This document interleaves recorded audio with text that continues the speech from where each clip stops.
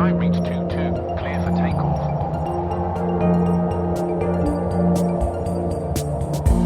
Well-being, inclusion, diversity, equality, wide skies.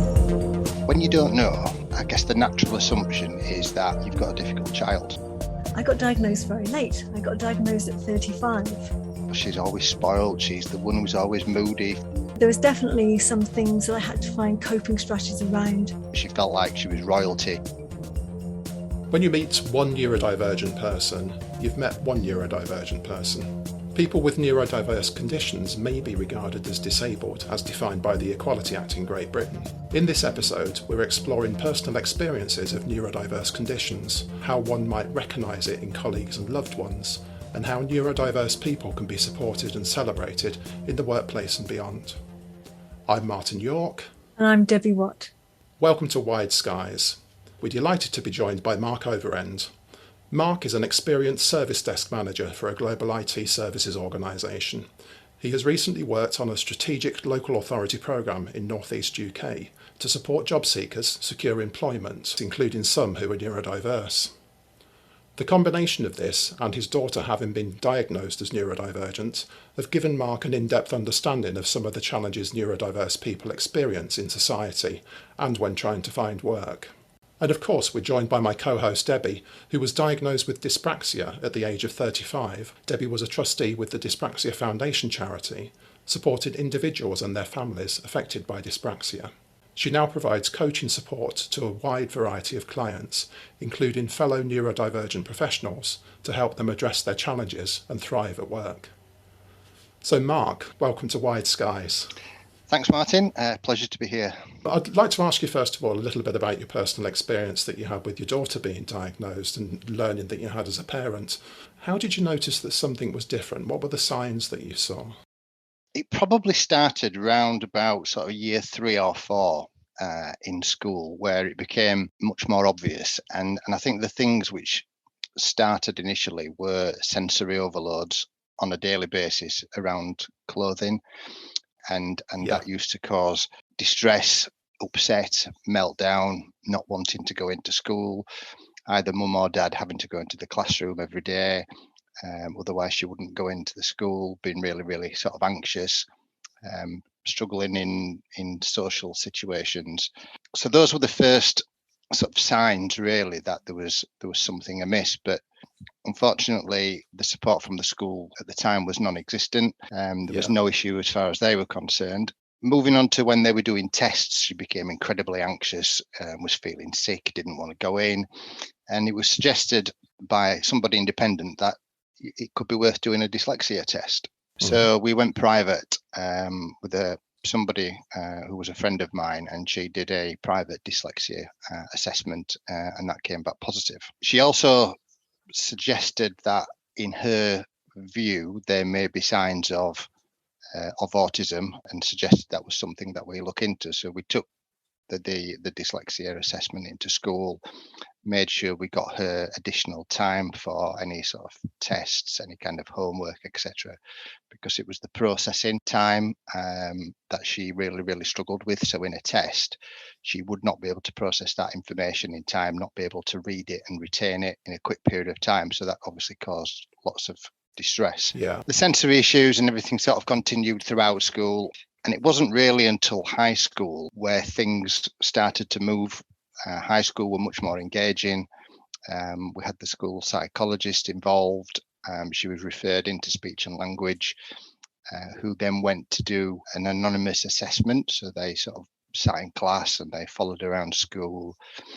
And the report from that was, I've seen enough evidence to refer her for assessment for autism and ADHD. That then was the start of the journey when we've sort of finally got help from the school. So I guess thinking about what it was like in the early days before you had a diagnosis and then moving to post-diagnosis stage, that must have been to begin with a huge amount of stress for all of you to cope with, including your daughter, and then be perhaps something of a relief to find out what it was that was sort of causing the symptoms that she had. It was, because when you don't know and you just I guess the natural assumption is that you've got a difficult child, and Yeah. you've got a child who's moody, who's spoiled, and from an external point of view, other people, other parents used to say, "Oh, she's always spoiled. She's the one who's always moody if things don't go her way." And looking back, that's quite upsetting. And it was a daily challenge of sensory overload and meltdowns, and that can be incredibly draining. And if you're in a situation where both parents aren't involved and really sort of engaged in finding that solution, that can be really, really challenging for couples. Yeah, and I guess it also would feel like a personal attack on your parenting skills as well, and perhaps give you doubts about whether you could do anything differently. Absolutely. From my experience working with families at the Dyspraxia Foundation, being called an overprotective parent is often lauded at people. And that's really hard to hear, isn't it? It is a direct attack. Yeah, and we had that on several occasions from Lucy's primary school, that we were overprotective and we were giving into her. But I think as a parent, your child best. I think you've just got to trust your gut instinct, and if you know there's something there, you've got to then pursue it. And of course, it's really important as well to try and not apportion blame, but to look for solutions, isn't it? Absolutely. And from high school, once she went onto the waiting list, unfortunately, it's quite a long waiting list. So we made the decision to then go privately. And she went for an assessment with a private child psychologist, who then diagnosed her with autism and generalized anxiety. He didn't do an ADHD test, so that's still outstanding, but we're pretty sure that she falls into that category as well. But it was a really strange moment, and we had the phone call with the psychologist 3 weeks after the assessment, and he went through the report and then said the words, "I'm absolutely certain she has autism." And I think at that point I burst into tears on the phone, and couldn't speak. But I think it was more of a case of just the relief in a way, and just the emotional build-up just exploded into, we have an answer. And that was such a powerful moment, really. You've been battling for a long time. Yeah. How has having her diagnosis helped you as a family, and helped Lucy in particular? It was a difficult one, how to explain that to Lucy. What I did was I created a video with lots of things in, pictures of her friends, showing her all the talk about neurodiversity, some videos which I'd found on YouTube which kind of explained it to kids. And we went through that and made her watch it, and then she went away and had to think about it, and then came back and started asking questions. And initially she was in a little bit of denial. I'm not, I can't be. I'm not like somebody else. But then accepted. Yeah. And I think that self-acceptance has really, really helped. And of course she still has struggles, but the autism is part of who she is now, and I think she wears that badge with pride.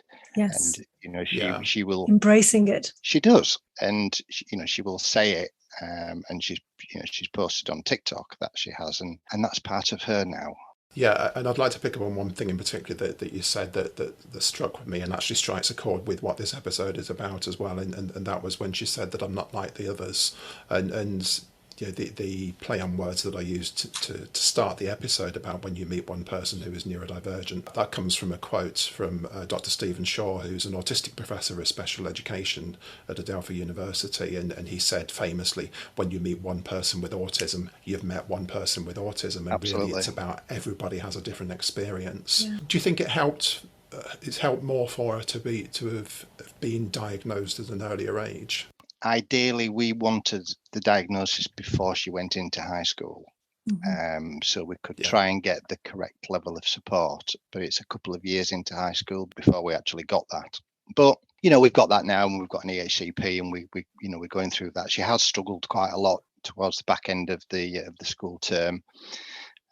She's moving into taking her options next year, so we're hoping with subjects that she has been more favourable towards, then that will help. The school are engaged significantly more than primary school, and doing everything they can really to make that journey as painless as possible. But you know, Yeah. I'm under no illusions. It's still going to be a challenge, but you know, hopefully with the right support, we can get through it. And your support as well is hugely important. Yeah, absolutely. You mentioned the HCP. What's that? So the educational healthcare plan. Right. Yeah. Generally, with plans at school, you will go through like what's called a My Plan, which is a plan that the school put together to try and support the child. If they can't meet those needs, then you can apply for an EHCP, which becomes a legally binding document. So one of the things in the EHCP is that she will have a teaching assistant to help her in class. Extra time in exams. Extra time in exams. You know, everything that's on there, they have to provide. We've used the word meltdown on a couple of occasions. Could you give us an observation of what you think a meltdown is? This term is used wildly, and you know, people might say, "Oh, my child's having a meltdown," when you know they're having a tantrum. And I think there are absolute key differences. And you know, a meltdown for a neurodiverse child really is that build-up of emotion to the point that they can't control and they can't regulate that. And you know, it can be the smallest thing which could trigger. You know, you'll say no to a child, and a normal child might sulk for a little bit, but a neurodiverse child may really struggle to process that information. Once they're on the path to a meltdown, if you can kind of picture a clock, if they get to like the 10 o'clock position, I know it's going to happen. And it's a build up and a build up and a build up, and we get to the 12 o'clock and then it will explode. And you know, that could be tears, it could be screams, it could be throwing things, and that outburst of energy until that starts to subside and you get to the 1, 2, 3 o'clock, and then they start to become a little bit calmer, and generally speaking, they'll be very apologetic and maybe upset to the point of, you know, they know what's happened and they're really upset, but it's not something that they can control. Debbie, I could see that you're nodding along to this. I know when I was supporting, I used to support parent groups with the Dyspraxia Foundation, and they talk about children having meltdowns and screaming, and I've kind of blocked it out, but I was definitely a screamer when I was a kid. I think for me it was perceived unfairness. So, you know, I'd go to the school gate and someone would say to my mum, she's been screaming again. And I think, I'm assuming that's what it was. But I think as you get older, you learn, you still have the upwell of emotion, and to the point where you're crying, and it could be in work situations, but as you get older, you learn a lot more skills with self-regulation. But you know, supporting children with that earlier as possible is brilliant. And as a parent, you know, recognizing it's not your problem, it's just your child is just getting sensorily overloaded. Yeah, and of course we have to remember that whilst our logical brain may tell us things that we should and should not do, our emotional brain isn't logical by definition. Limbic overload. Yeah. Based upon your experience that you had with your daughter, what's one piece of advice that you would give to parents? I would say absolutely trust your instinct. I would agree. And you know, you may get told several times by schools that there isn't a problem, that there's no issues. But if you suspect, you're the person in the world that knows your child more than anybody. Debbie, if I could come to you to talk a little bit about your diagnosis. Tell me first of all a bit about the diagnosis that you had. Quite typical of a lot of people I know now. I got diagnosed very late. I got diagnosed at 35. And if you're not neurodivergent, you tend to have really good coping strategies. So particularly girls will hide all the way through school. People won't know. We'll do things like hiding textbooks and, you know, not textbooks, exercise books, so people can't see how bad that your writing is and things like that. So I hid all the way through. I did well at school and I wasn't a problem. I think sometimes people act out. I just kind of kept my head down, managed to get through. And it wasn't until I got to halfway through my master's that I got a diagnosis. And it was actually because I had a problem with my eye, so I had to pop to the equal ops department and just say, you know, I might need a bit extra time in exams because I'm struggling with reading.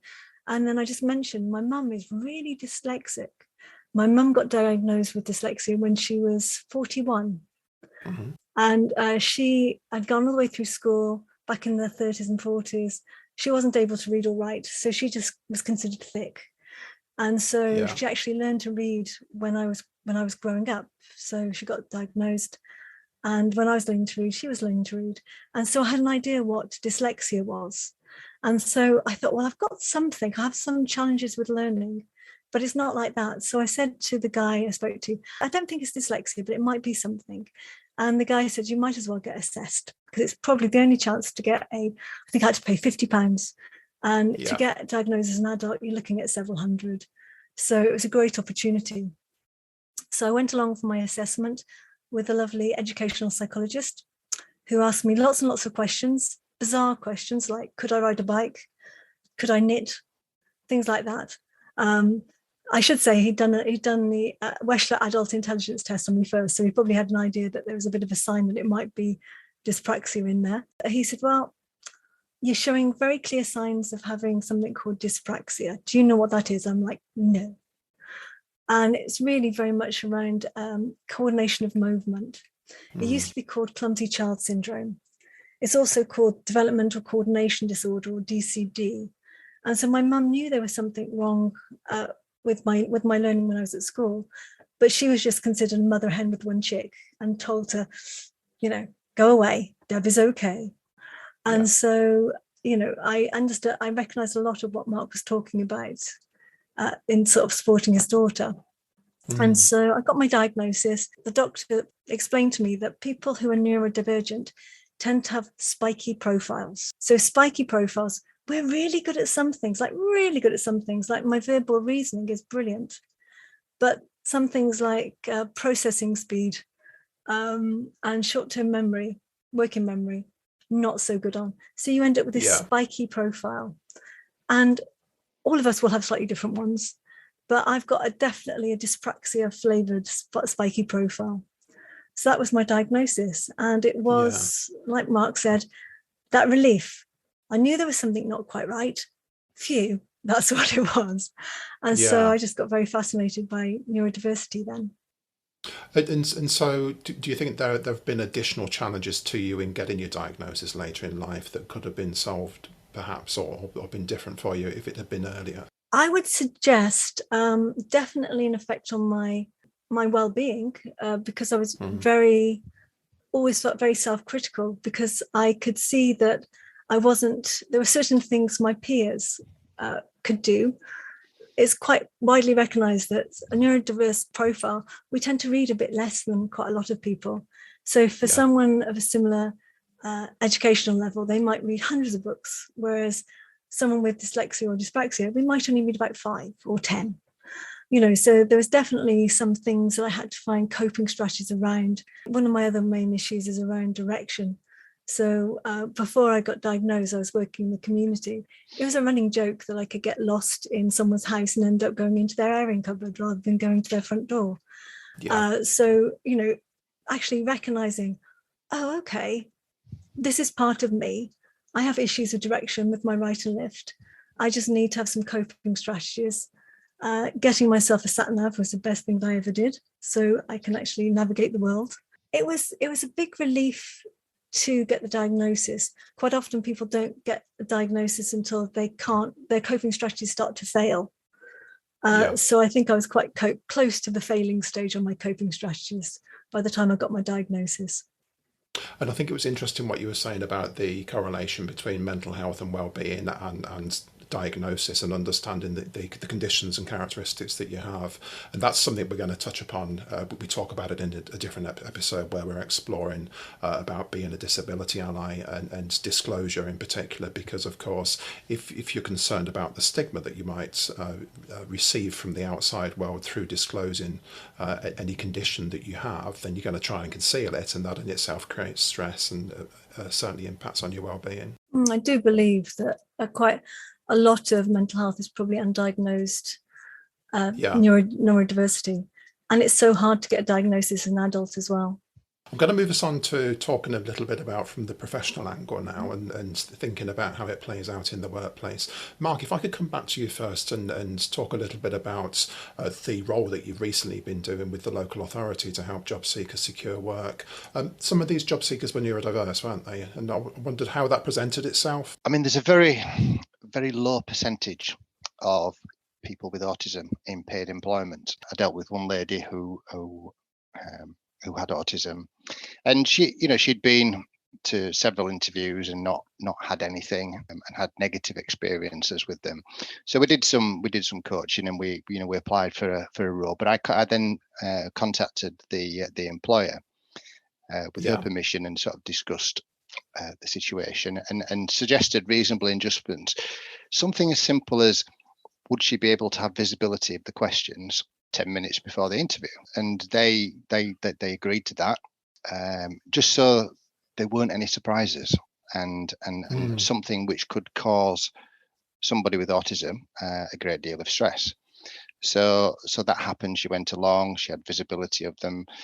We'd done some sort of interview skills coaching, so she had a little bit of an idea and preparation for some of the common types of questions, but then had a bit of a plan in her head how she would answer the other ones, and that made such a significant difference to her interview, and she was offered the job.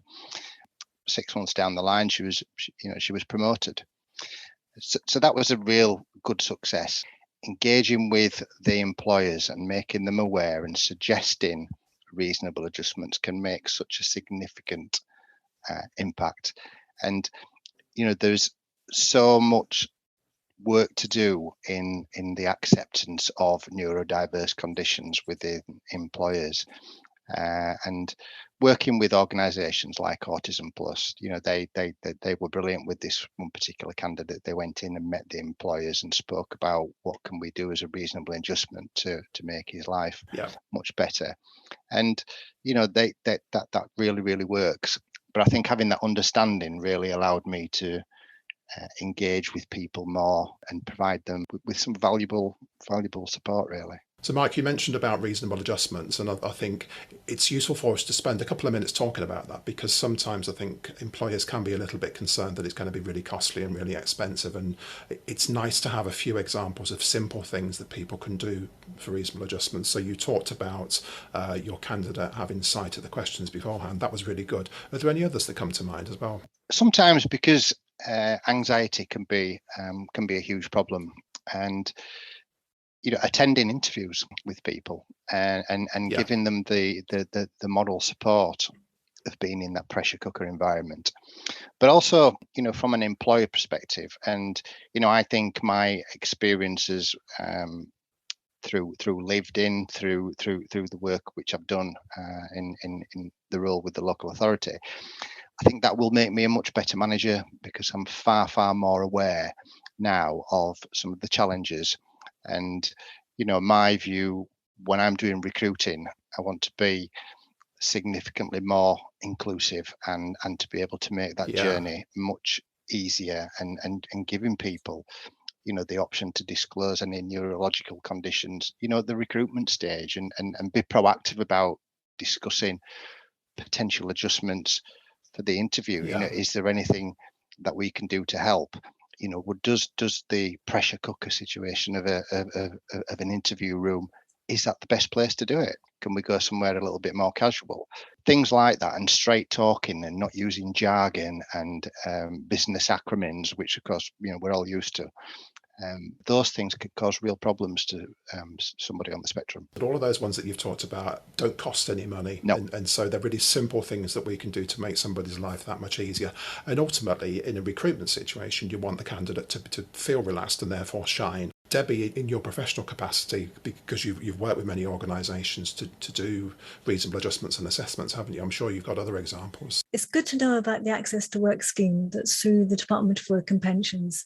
So as long as someone's within 6 months of starting work, these adjustments can be funded by the government. So that could be software and things like that, which can be very useful.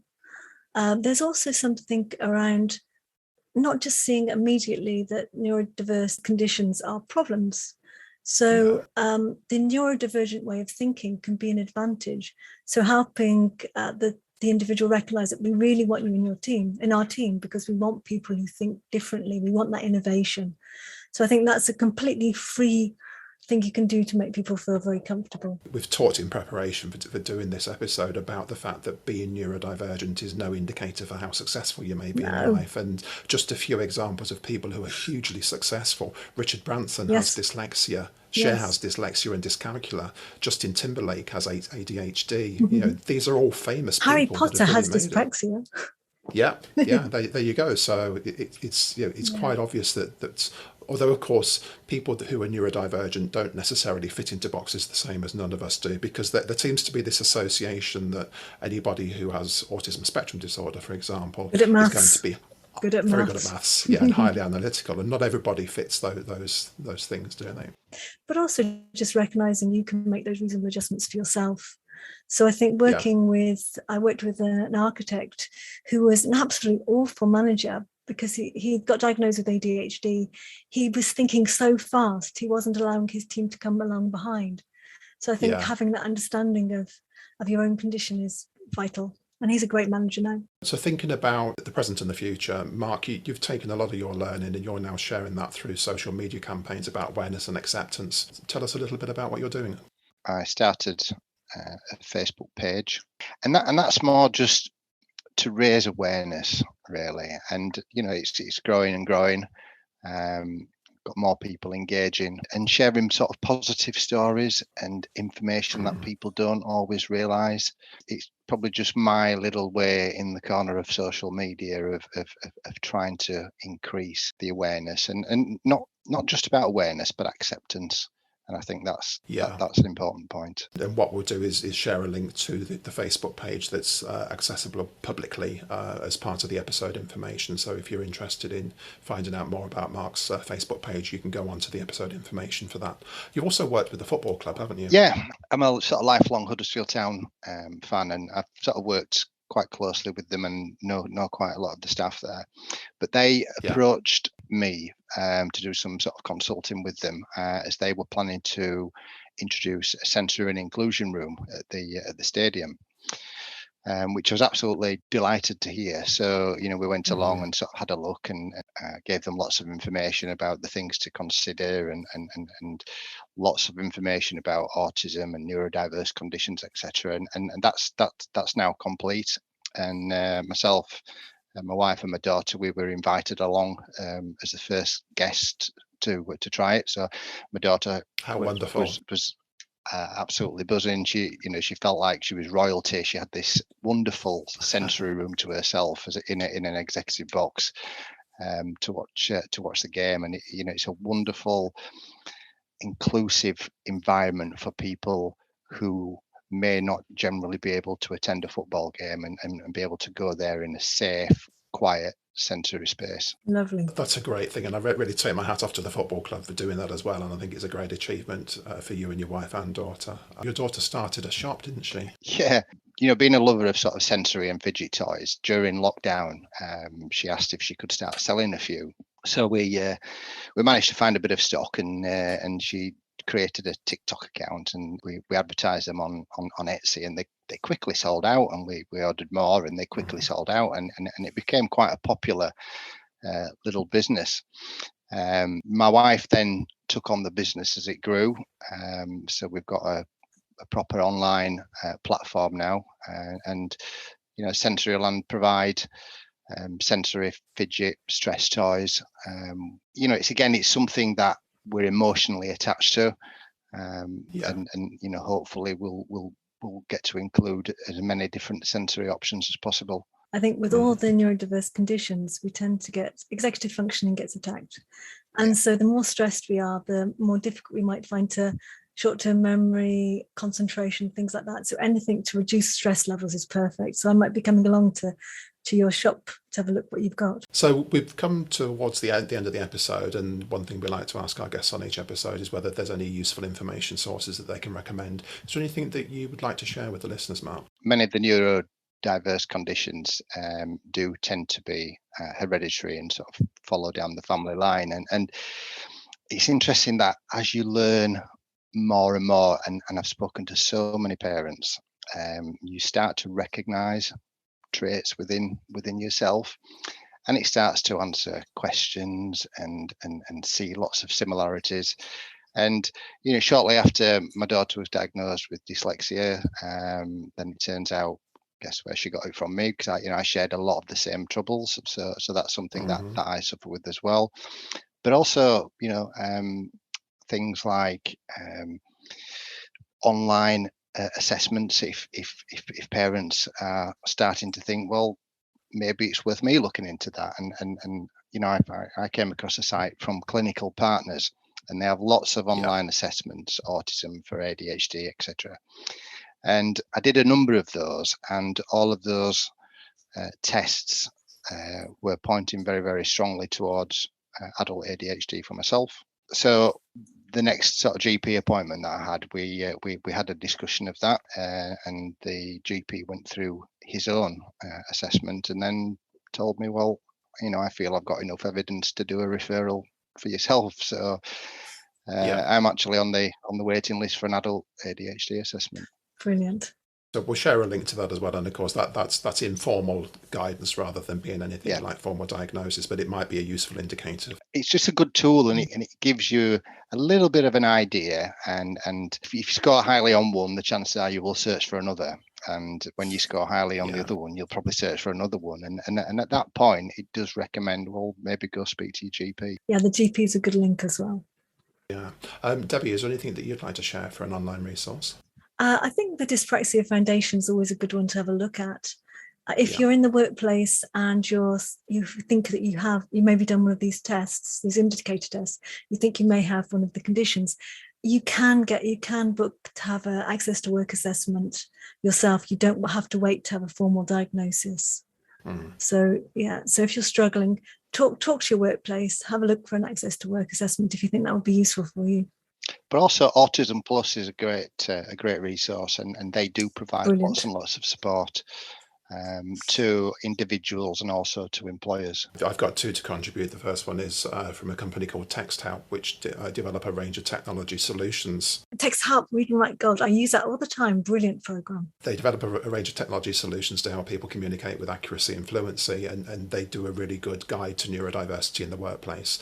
So it's a ready reckoner for people who are less familiar with the different conditions. And the other one is the British Dyslexia Association. Again, it's a guide about creating a dyslexia-friendly workplace. So we'll make sure that we include all of these links in the episode information. We've come to the end of our episode. I've got one last question to ask both of you. So if I could come to you first, Mark, what's one thing that you wish people knew about being neurodivergent? It's more about understanding, really, and people can be very quick to judge. And, being an invisible disability, I would encourage people within the workplace, if they think they are, to be open and speak about it, because employers need to know, and those small reasonable adjustments can make a huge difference to somebody. And I think that's such an important message. But also for employers, there's lots of information if you Google it, but try and make your workplace more inclusive. Thanks, Mark. And Debbie? I would like people to know that it can be a positive thing, but I would like employers to just recognise that a large proportion of the people that they work with probably are on one particular continuum. So so don't put any barriers up. Ultimately, reasonable adjustments benefit everyone. It could be that you need extra time because you're suffering with long COVID. It could be that you have another health condition. Reasonable adjustments are for everyone. Yeah. If I could just finish up by saying thank you very much for joining us, Mark. It's been a pleasure to have you on this episode. Thank you, Mark. Thank you very much. And now it's time for our self-care tip on this episode. White Skies Self-Care. In my coaching practice, I often draw on my training in cognitive behavioural therapy, CBT. And for today's tip, I'm going to share a method you can use to help quiet your inner critic. Negative automatic thoughts, NATs, are the thoughts that just pop into our heads uninvited. They tend to be distorted and unhelpful, and they can make us feel anxious and lower our mood. There are patterns in the types of NATs that we all have, and if we recognise the ones we experience regularly, we can challenge them, take out their sting and swat them away. I'm going to introduce you to 6 of the most common. See if any resonate with you. 1. Mind reading. This is where you believe you know the thoughts of others. For example, my boss thinks I'm stupid. Do you have any evidence? Number 2, discounting the positives. People say my work is of high quality, but they're just trying to make me feel better. Are they? Your work is of good quality. Number 3, personalisation. This is where you blame yourself for things that are not your fault or your responsibility. Joe's in a bad mood. It must be something I've done. Really? Maybe they're just in a bad mood. 4, imperatives. Musts and shoulds. These are the rigid rules that we put on ourselves. I must go to the gym by next week. I shouldn't eat cakes. Why? Is it what you want? Are there different ways to achieve your goals? 5, fortune telling. Predicting the future. I'm never going to get a promotion. Where's your crystal ball? You work ever so hard. And finally, catastrophizing. Number 6, assuming the worst of a situation and your ability to cope. My holiday is going to get cancelled and it's going to ruin our summer. Is your holiday going to be cancelled? Is it the only good thing that you can do over the summer? You may have noticed that you experience one or more of the 6. Mind reading, discounting, personalisation, imperatives, fortune telling, catastrophizing. For me, it's imperatives, fortune telling, and sometimes mind reading. But I know what the thoughts are, and I'm able to dispel them. So next time a gnat pops into your head, name it, shame it, and swat it away. And trust me, it gets easier with practice. Good luck and see you next time. White Skies Self-Care. Thanks for listening. We hope you enjoyed this episode, and a really big thanks to our guest, Mark Overend. We look forward to catching up with you on our other episodes. And here's a reminder about how you can get in touch. Contact us at linktree/Wide Skies, where you can also find a link to the captioned version of this podcast. And links to information sources are available in the episode information. So thank you very much for listening, and it's goodbye from me. And goodbye from me. Guy reached 2-2. I'm a safe one would fight. Well-being. Inclusion. Diversity. Equality. White Skies. A podcast produced and edited by Majoya Consulting, in collaboration with Bridgeborn Psychology.